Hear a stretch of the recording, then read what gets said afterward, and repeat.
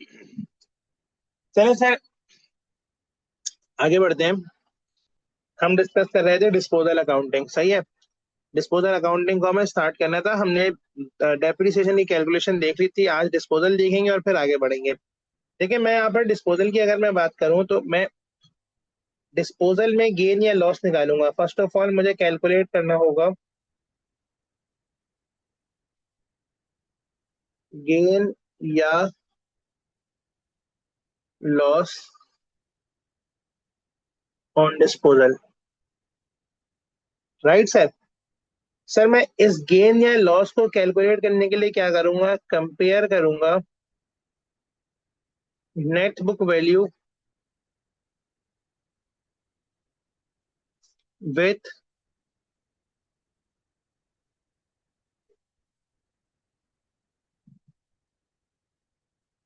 Sales proceed.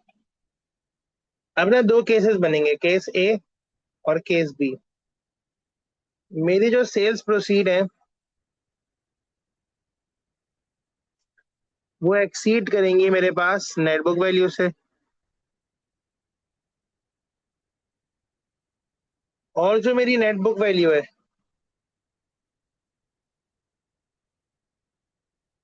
या तो वो एक्सीड करेगी मेरी सेल्स प्रोसीड से।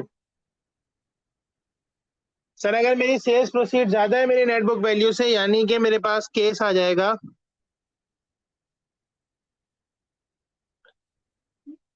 गेन ऑन डिस्पोजल का,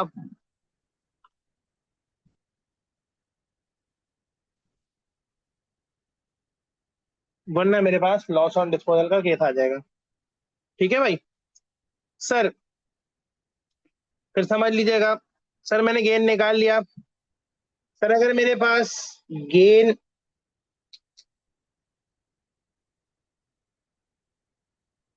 ऑन डिस्पोजल आता है तो मैं क्या करूंगा सर, इसको गेन ऑन डिस्पोजल को सर हम इसको अदर इनकम में लेकर जाएंगे कि ये आपका फायदा है। While on the other hand अगर आपको लॉस ऑन डिस्पोजल आता है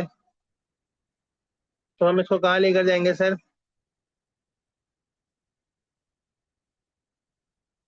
हम इसको लेकर जाएंगे operating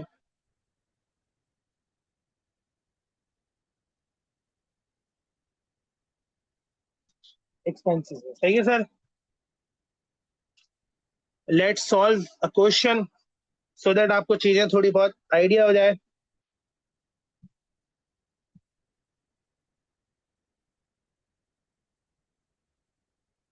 company purchased motor vehicle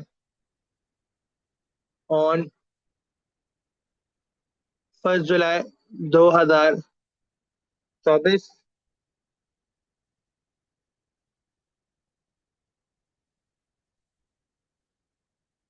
the cost of motor vehicle when purchased is 2 lakh.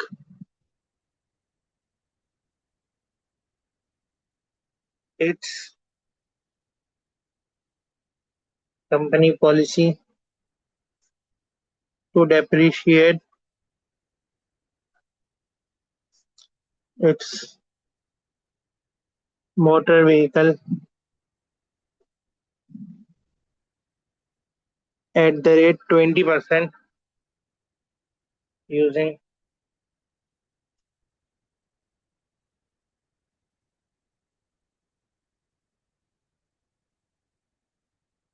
reducing balance method.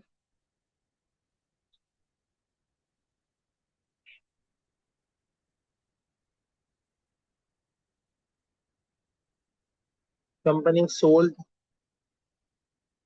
part of motor vehicle. Company sold part of motor vehicle on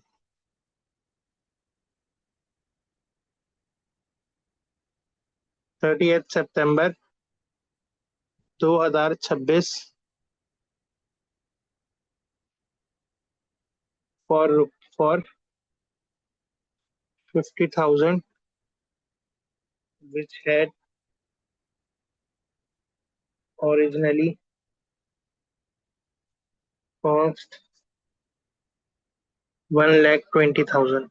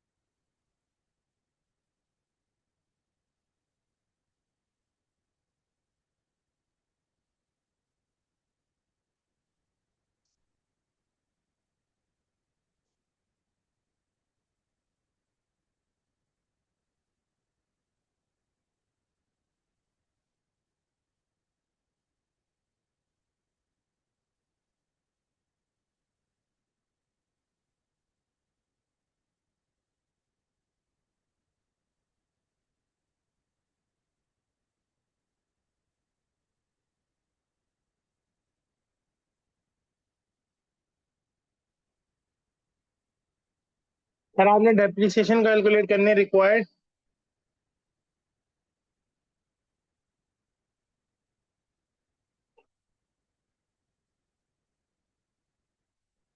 gain या loss on disposal. और sir part B में आपने क्या करना है?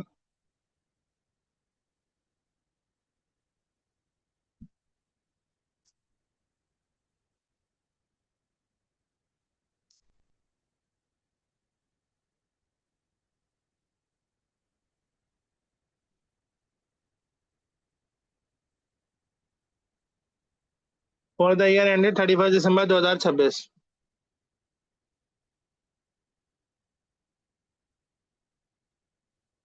और net book value as at. Sir ये एक सवाल है जिसमें थोड़ी अच्छी एडजस्टमेंट है, इसी तरह की adjustment you can expect in your exams. ये स्पेसिफिकली, लेकिन ये स्पेसिफिकली डिस्पोजल से रिलेटेड है, ठीक है? तो इसी तरह की एडजस्टमेंट को हम रखते हैं। मैं आपसे रिक्वेस्ट क्या करूंगा कि आप यहाँ पर मीटिंग को रोकें, ठीक है? और रिकॉर्डिंग को रोक के इस सवाल को पहले रीड करें तरीके से, और फिर सर इसके बाद इसको आप क्या करें, इसको आप जो है सॉल्व करें, ठीक है? फिर इसको दोबारा ओपन करिएगा और फिर इसका आंसर चेक कर लीजिएगा। चलिए सर स्टार्ट करते हैं। कहता है company purchased motor vehicle. Company ने परचेज की मोटर व्हीकल 1 जुलाई 2024 को। यानी कि अगर मैं यहाँ पर आऊं और मैं सॉल्यूशन की मैं बात करूं, अगर मैं सबसे पहले तो मैं एक टाइमलाइन बनाता हूँ। ये मेरी एक टाइमलाइन है जो कि आप लोग भी बना लीजिएगा। 1 जुलाई 2024 को आपने यहाँ पर परचेज की। फिर एक ईयर एंड आया होगा 31 दिसंबर 2024।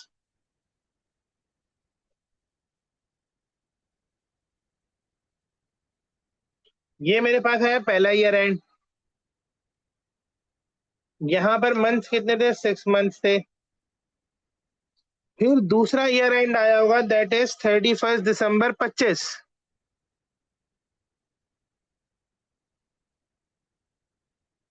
ये आया होगा एक और ईयर एंड। यहां पर आपके पास क्या था? 12 मंथ्स थे। और फिर क्या हुआ? एक तीसरा ईयर एंड था 31 दिसंबर 2026। ये भी ईयर एंड है। लेकिन बीच में क्या हुआ? बीच में आपने 30 सितंबर 2026 वाले दिन, आपने 30 सितंबर 2026 वाले दिन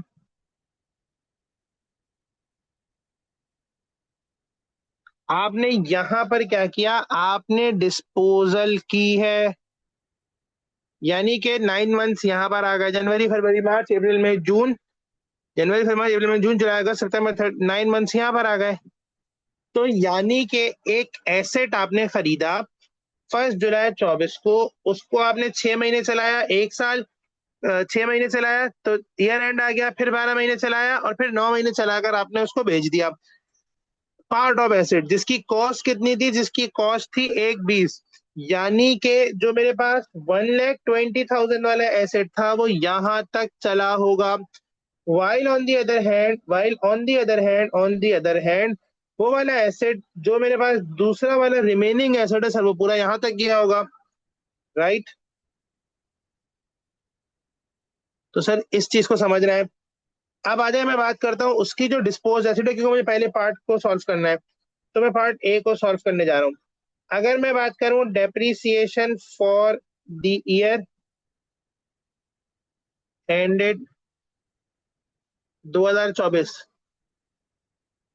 2024 के एंड में मेरी डेप्रीसिएशन कितनी होगी सर? मैं डिस्पोजल वाले की बात कर रहा हूँ खाली, 1,20,000। ठीक है सर, इसको इस तरह करते हैं।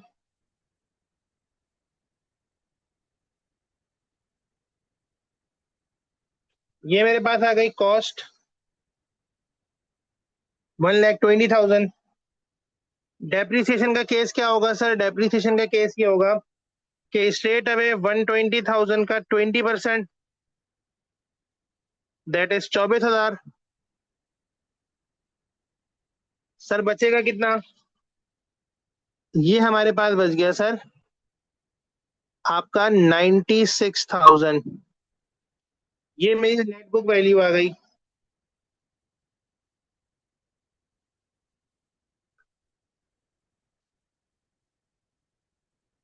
फिर मैं डेप्रिसिएशन निकालता हूँ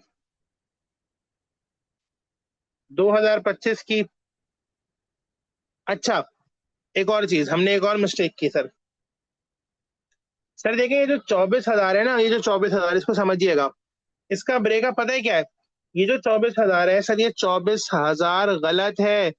सर क्यों गलत है? सर क्योंकि इसमें हमारे पास ओनरशिप कितनी थी? 6 मंथ्स की थी। तो सर ये मल्टीप्लाई बाय 6/12 भी होगा। इसको सही से कर लें सर।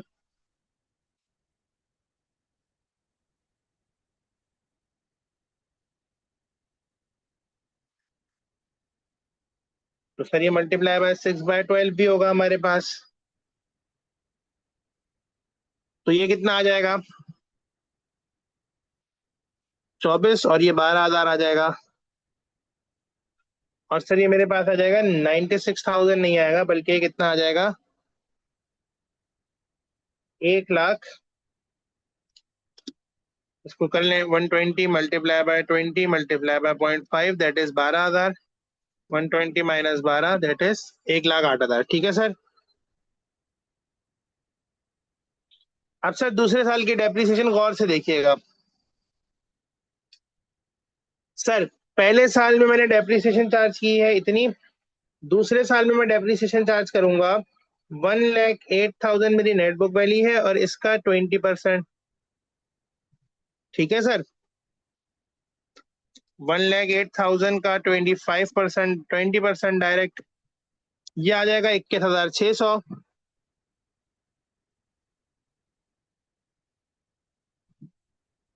अब सर मेरी नेट बुक वैल्यू कितनी आएगी?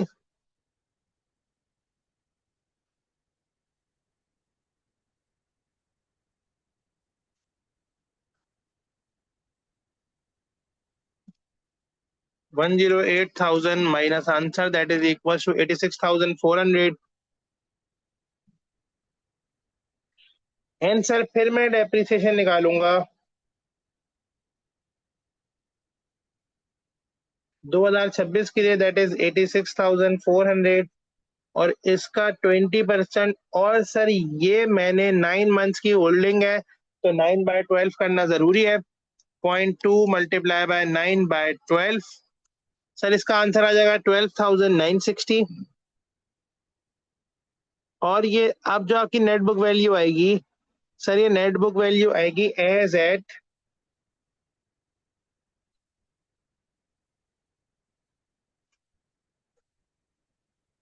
30 सितंबर 2026।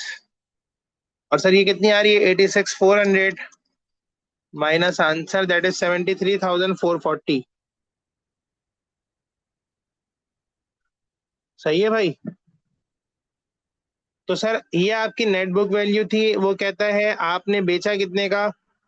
उसने कहा आपने बेच दिया। सेल्स प्रोसीड आपके पास जो है वो है 50,000। तो सर यहाँ पर आप मार्क करें sales proceed.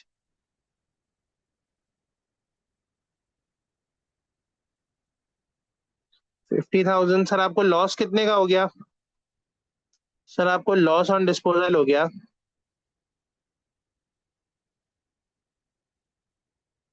That is equals to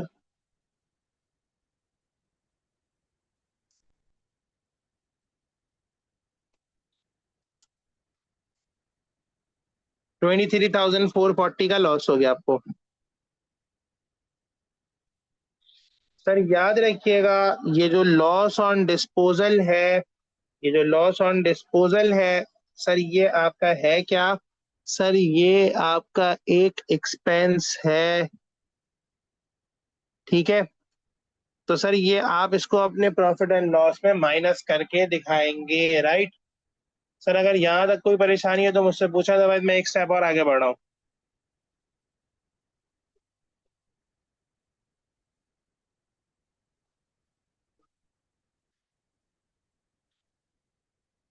चलें सर, फिर हम चलते हैं पार्ट बी पर। पार्ट बी में वो क्या कहता है? वो कहता है डेप्रिसिएशन चार्ज निकालना है। सर अब ना देखिए मसला क्या है। देखिए मैं इस केस में ना आपको क्या कहूंगा, अगर इस तरह का सवाल आपके पास आया तो आपने ना एक काम करना है। आपने ना दो अलग अलग कॉलम बना लेने हैं। ठीक है, आपने क्या करना है? आपने दो अलग अलग कॉलम बना लेने हैं। पहला कॉलम होगा उस एसेट के लिए जो डिस्पोज हो गया, और दूसरा कॉलम होगा उस एसेट के लिए जो अभी मेरे पास रिमेनिंग है। ठीक है, ये दो कॉलम आपने बनाने हैं। अच्छा, डिस्पोज वाले का केस क्या होगा? वही केस होगा जो सर हमने ऊपर ऑलरेडी पढ़ लिया है। यानी कि ये वाला केस होगा, हम इसको यहीं से कॉपी करेंगे उठा के, यहां तक का। सर ये कॉपी कर लें। अच्छा, इसको पेस्ट कैसे करेंगे? सर हमारे पास तो जगह ही कम है बहुत। इसको कुछ ना कुछ कर लेते हैं, रख जाए।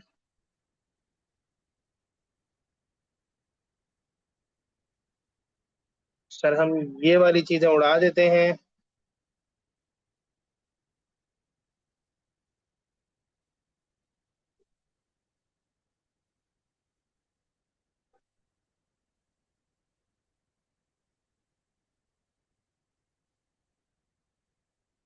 डिलीट। और सर ये मेरे पास आ जाएगा इधर।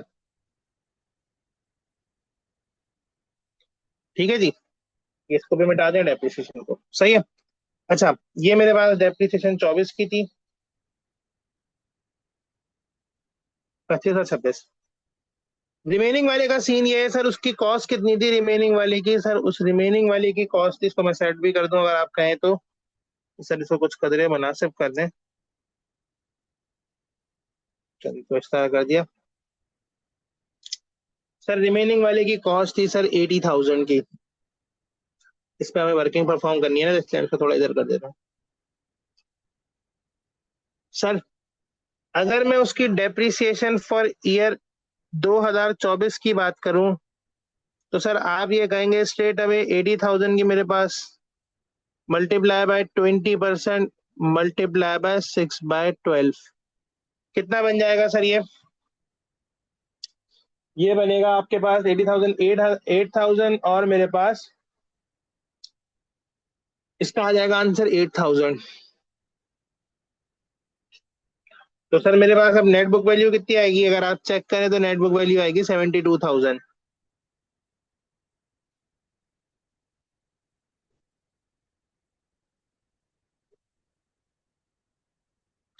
फिर मैं आता हूँ अगर डेप्रिसिएशन 2025 पे,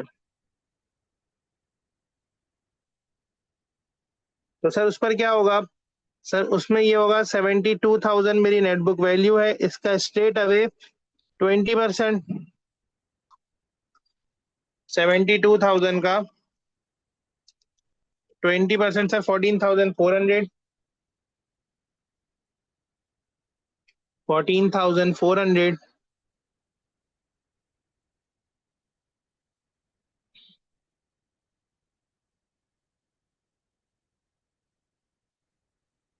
72,000 माइनस आंसर 20%, 11,520।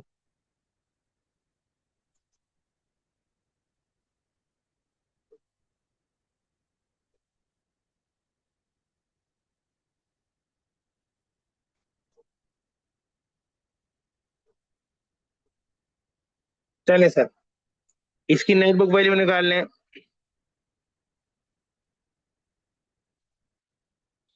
ये बन जाएगी, देखिएगा इसको, 57,600, और मेरे पास नेटबुक वैल्यू आ जाएगी क्लोजिंग, जो कि मेरे पास बनेगी 57,600 minus 11,520, that is equal to 46,080। ये मेरी नेटबुक वैल्यू आ जाएगी।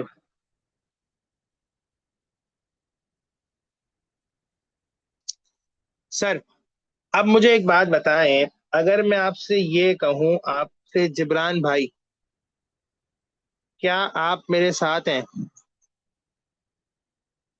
प्लीज मुझे बताएं।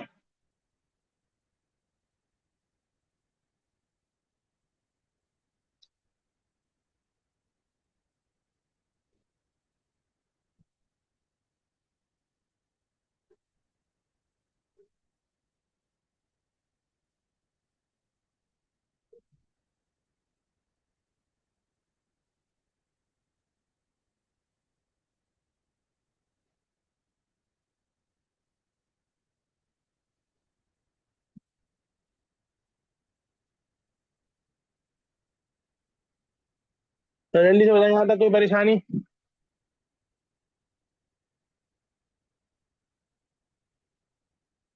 चलें सर, एक स्टेप फिर से आगे बढ़ते हैं, और अब हम ये समझते हैं कि मेरे मुझे जो आपको समझाना था पॉइंट। देखें सर, ये जो डेप्रिसिएशन है ये भी करंट ईयर में जानी चाहिए सर, ये जो ये डेप्रिसिएशन है सर, ये भी तो करंट ईयर में जानी चाहिए। सही है? बताएं जल्दी से। सर ये यस ऐसा है। तो सर अगर मैं बात करूं डेप्रिसिएशन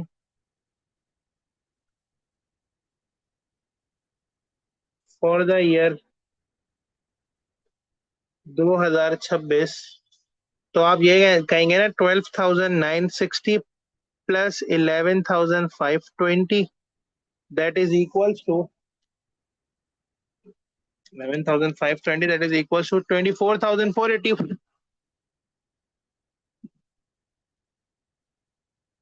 और सर ये जो ये डेप्रिसिएशन होगी, ये चार्ज की जाएगी कहाँ? प्रॉफिट एंड लॉस में। कहाँ चार्ज की जाएगी सर? प्रॉफिट एंड लॉस में। इनकम स्टेटमेंट में जाएगी as an expense.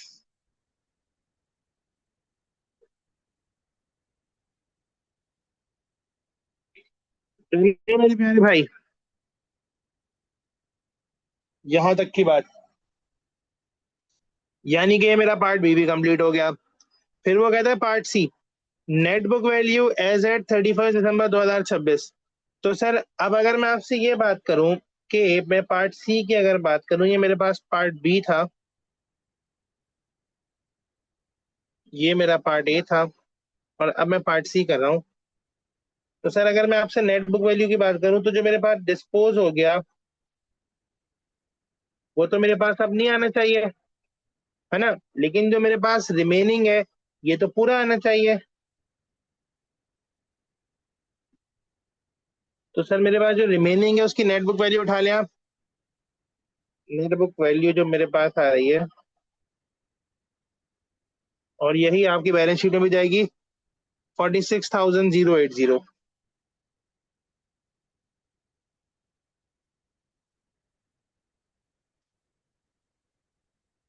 Sir clear है? प्लीज मुझे बता दें। तो मैंने आपको यहाँ पर पूरा एक केस समझा दिया जिसमें मैंने आपको।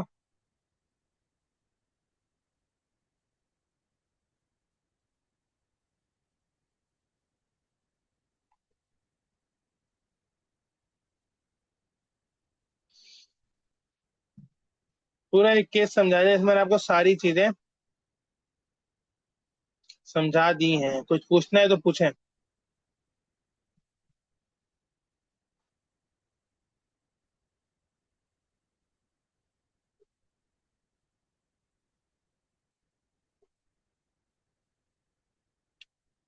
डन है सर।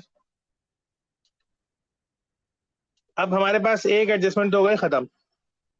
डेप्रिसिएशन की एडजस्टमेंट हमने कर ली। दूसरा केस हमारे पास क्या है सर? अब हम बढ़ते हैं आगे, दैट इज इन्वेंट्री वैल्यूएशन।